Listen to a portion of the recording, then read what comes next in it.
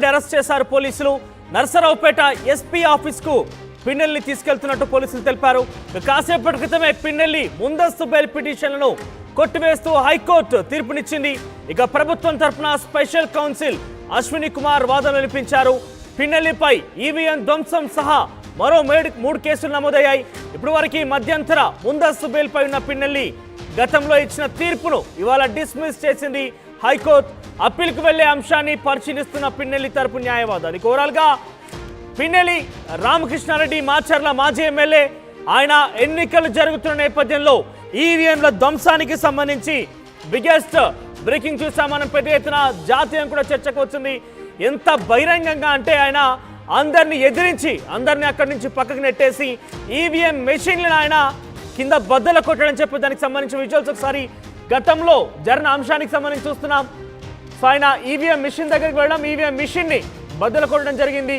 ఇది నేరుగా ప్రభుత్వ అధికారుల వాళ్ళ యొక్క మధ్యలోనే ప్రభుత్వ అధికారులను సైతం ఎదిరించి అక్కడికి వెళ్ళి ఈవీఎం మిషన్ ధ్వంసం చేశారు. అయితే ఆయనని అరెస్ట్ చేసేందుకు వీడియో సంచలనం రేపడంతో పెద్ద ఎత్తున ట్రెండ్ అవడంతో అరెస్ట్ చేసేందుకు పోలీసులు ఆయనని సెర్చ్ చేశారు. కానీ ఆయన కొంత అక్కడిక్కడ తిరుగుతూ ముందస్తు బెయిల్ తీసుకొచ్చుకున్నారు. సో కొంత దానికి ఆటంకం కలిగిందని చెప్పాలి. తర్వాత ఇప్పుడు ఆ ముందస్తు బెయిల్ ఏదైతే ఉందో దాన్ని డిస్మిస్ చేస్తూ హైకోర్టు తీర్పునిచ్చింది. ఈ నేపథ్యంలోని పోలీసు అధికారులు తన అరెస్ట్ చేశారు. నరసరావుపేటకు సంబంధించి ఆయన్ని ఎస్పీ ఆఫీస్ తరలించినట్టు తెలుస్తోంది. సో దీనికి సంబంధించి తాజా బ్రేకింగ్ చూస్తున్నాం మనం.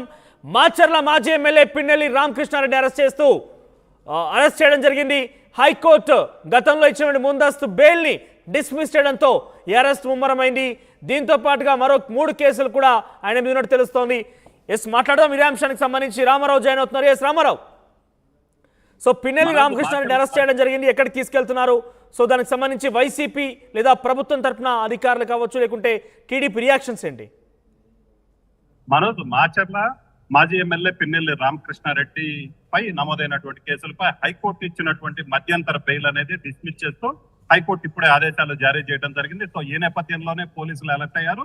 మాచర్ల మాజీ ఎమ్మెల్యే పిన్నెల్లి రామకృష్ణారెడ్డిని ఆయన నర్సరావుపేటలోనే వైసీపీ నేత అనిల్ కుమార్ యాదవ్ ఇంట్లో ఉన్నారు. సో ఆయన అక్కడి నుంచి నేరుగా పల్నాడు ఎస్పీ ఆఫీస్ కి తీసుకెళ్లడం జరిగింది. ప్రధానంగా ఎన్నికల సమయంలో, ఎన్నికల తర్వాత పూర్తి స్థాయిలో పల్నాడు జిల్లా మాచర్లో జరిగినటువంటి విధ్వంసం అలాగే హింసాత్మక ఘటనలో పిన్నెల్లి ప్రమేయం ఉంది. సో దీనికి సంబంధించి కూడా పోలీసులు కేసులు నమోదు చేయడం జరిగింది. ప్రధానంగా రెండచింతల మండలం పాలవాయి గేట్ లో ఈవీఎం ధ్వంసం చేశారు. ఈ కేసు ఒకటి, అలాగనే అక్కడే కారంపూడి మండలంలో భారీగా ఎన్నికల తర్వాత చూసుకున్నట్లయితే భారీ స్థాయిలో అనుచరులతో విధ్వంసం సృష్టించారు. మా టీడీపీ కార్యాలయాన్ని ధ్వంసం చేశారు. అలాగనే ఏదైతే అక్కడ సిఐ నారాయణ స్వామి విధి నిర్వహణలో ఉన్నటువంటి సిఐ నారాయణ స్వామి మీద కూడా దాడి చేయడం జరిగింది. సో వీటన్నిటికీ సంబంధించి పిన్నెల్లి రామకృష్ణారెడ్డిపై మొత్తం 4 కేసులు నమోదయ్యి ఈవీఎం ధ్వంసం కేసులో 1 కేసు, అలాగనే కారంపూడి సిఐ నారాయణ స్వామి మీద దాడి చేసిన కేసు 1, అలాగనే కారంపూడిలో విధ్వంసం ఘటన 1, అలాగనే ఈవీఎం ధ్వంసం చేసిన సమయంలో అక్కడ అడ్డుకోపోయినటువంటి టీడీపీ ఏజెంట్ శేషగిరిరావుని బెదిరించారు. సో మొత్తం 4 మీద కేసులు నమోదు చేయడం జరిగింది. వీటిల్లో ఈవీఎం ధ్వంసం కాకుండా మిగతా 3 కేసులు కూడా 307 సెక్షన్ ఉన్నటువంటి పరిస్థితి ఉంది. సో ఈ నేపథ్యంలోనే ఆయన అజ్ఞాతంలోకి వెళ్లి ముందస్తు బెయిల్ కోసం ప్రయత్నించారు. హైకోర్టు షరతులతో కూడిన ముందస్తు బెయిల్ ఇచ్చింది. తర్వాత కంటిన్యూగా పొడిగించుకుంటూ వచ్చింది. అయితే లాస్ట్ 5 days బ్యాక్ అయితే మాత్రం పూర్తిగా విచారణ జరిపిన తర్వాత జడ్జిమెంట్ రిజర్వ్ చేశారు. కొద్దిసేపటి క్రితమే హైకోర్టు జడ్జిమెంట్ ని వెలువరించడం జరిగింది. అన్ని 4 కేసుల్లో ముందస్తు బెయిల్ పిటిషన్ ఏదైతే ఉందో ఆ పూర్తిగా 4 పిటిషన్లు కూడా డిస్మిస్ చేయడం జరిగింది. వెంటనే ఈ పిటిషన్లు డిస్మిస్ చేసిన వెంటనే పోలీసులు కూడా అలర్ట్ అయ్యారు. ఏదైతే వైసీపీ నేత అనిల్ కుమార్ యాదవ్ ఇంట్లో ఉన్న రామకృష్ణారెడ్డి ఇంట్లో ఉన్నారో అక్కడికి వెళ్ళడం జరిగింది పోలీసులు. ఆయన వాహనంలో అక్కడి నుంచి నేరుగా పిన్నెల్లి రామకృష్ణారెడ్డి ఎస్పీ ఆఫీస్ కి తీసుకెళ్లడం జరిగింది. ప్రజెంట్ పల్నాడు ఎస్పీ కార్యాలయంలో పిన్నెల్లి రామకృష్ణారెడ్డి ఉన్నారు. అక్కడి నుంచి ఎక్కడికి తీసుకెళ్లలేదు, ఏ కోర్టుకు తీసుకెళ్లాలనే దాని మీద నిపుణులతో చర్చిస్తున్నారు. ఎందుకంటే 4 కేసులతో పాటు ఇంకా చాలా కేసులు, 307 కేసులు, ఈ 3 ఒకటి 4 కేసులు ఉన్నటువంటి పరిస్థితి ఉంది.